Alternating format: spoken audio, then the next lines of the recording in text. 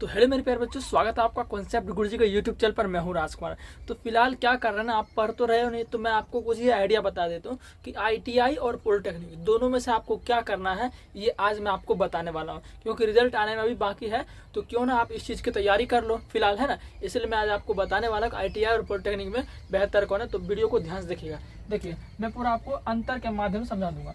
Polytechnic जो होता है इसे डिप्लोमा भी कहते हैं। क्या कहते हैं? इसे डिप्लोमा भी कहते हैं, ठीक है ना। और आईटीआई को आईटीआई कहते हैं। ये पॉलिटेक्निक जो आपका होता है वो होता है 3 साल का। कितना साल का होता है? 3 साल का। और आपका ये कितना होता है? 2 साल का होता है। कितना साल का? 2 साल का। इसमें एक कोर्स है जिनका नाम है मैकेनिक डीजल। क्या है? मैकेनिक डीजल एक कोर्स का नाम है जो कि आपका 1 साल का होता है। मैकेनिक डीजल इसमें कोर्स का नाम जो कि 1 साल का होता है, ठीक है ना। और भी इसमें कोर्स है फिटर, इलेक्ट्रीशियन, है ना, इलेक्ट्रॉनिक्स, बहुत सारा कोर्स है। तो मैकेनिक डीजल 1 साल का, बाकी उधर जो भी होता है 2 साल का होता है, ठीक है ना। इसमें आपका बहुत सारा कोर्स है। ये सब आपका 3 साल का होगा।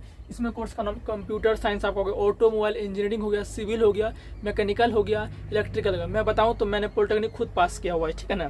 चलिए अब बात करते हैं सेमेस्टर। इसमें टोटल 6 सेमेस्टर। कितना सेमेस्टर? 6। इसमें 4 सेमेस्टर। अब बोलोगे सर सेमेस्टर क्या होता है? जैसे आपका पेपर होता है ना, 1 साल में 2 बार पेपर, तो वही आपका ये है कि जो 3 साल का है तो 1 साल में आपको 2 बार देना पड़ेगा एग्जाम। कितना बार? 2 बार एग्जाम देना पड़ेगा। तो 1 साल में 2 बार, तो 3 साल में 6 बार।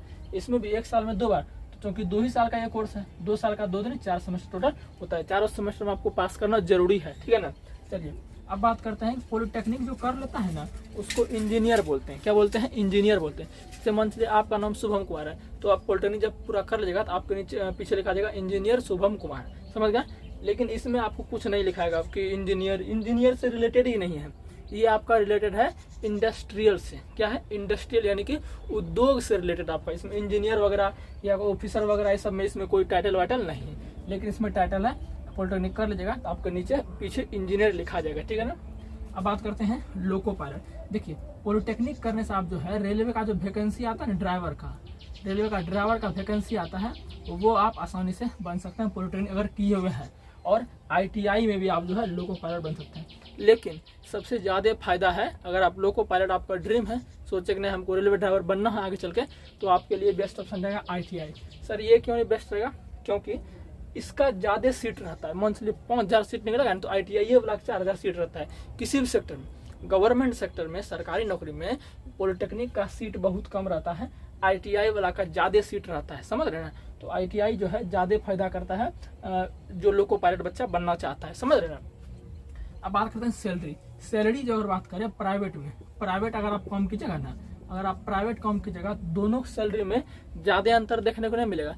मान चलिए पॉलिटेक्निक को अगर 20,000 रुपया देगा महीना, तो इसको वही 18,000 रुपये, तो कोई ज़्यादा अंतर नहीं है। ये प्राइवेट का बात कर रहा है। किसका बात कर रहा है? प्राइवेट का। अगर सरकारी की बात करें तो सरकारी में जो है इसका ज़्यादा रहता है, इसका ज़्यादा रहता है। सरकारी में अगर बनिएगा पॉलिटेक्निक से, जैसे आपका अमीन वाला जो वैकेंसी सुनते हैं ना, अमीन वाला या बिहार इंजीनियरिंग, एसएससी, जेई सब जो होता है ना, ये आपका जितना भी है ओवरसीयर वगैरह, तो उसमें सबका यूज होता है।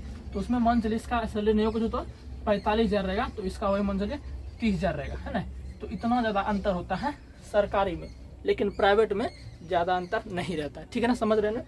और इसका पॉलिटेक्निक जो कर लेता है उसका जो है कैंपस सिलेक्शन होता है। कैसे होता है कैंपस सिलेक्शन? से स्कूल में आप जो भी कॉलेज में कीजिएगा ना, उसमें आपका बड़ा बड़ा कंपनी आता है। अगर आप बढ़िया ट्रेनिंग आपका हुआ तो उसी समय आपका सिलेक्शन हो जाता है, अच्छा खासा पैकेज भी मिल जाता है, समझ रहे हैं। लेकिन इसमें उतना ज़्यादा नहीं मिलता है पॉलिटेक्निक के मुकाबले, ठीक है ना।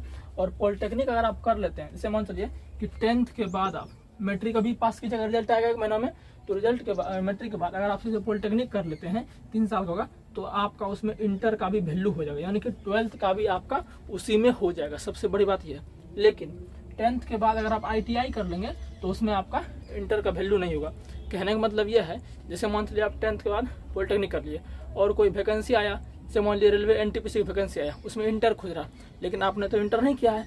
अगर आपने पॉलिटेक्निक किया है तो आप भर सकते हैं, लेकिन 10th के बाद अगर आईटीआई किए हैं तो इंटर लेवल वाला जो वैकेंसी आएगा आप वो नहीं भर सकते हैं। उम्मीद है कि आईटीआई और पॉलिटेक्निक में आप जो है अंतर समझ गए होंगे, यही बेसिक अंतर है। अब आप पर ये निर्भर है कि आप कौन सा करना चाहिए। मैं आपको नहीं कहूँगा कि आईटीआई कर लो, पॉलिटेक्निक कर लो, आप पर डिपेंड होगा आपको कौन सा करना है, ठीक है ना।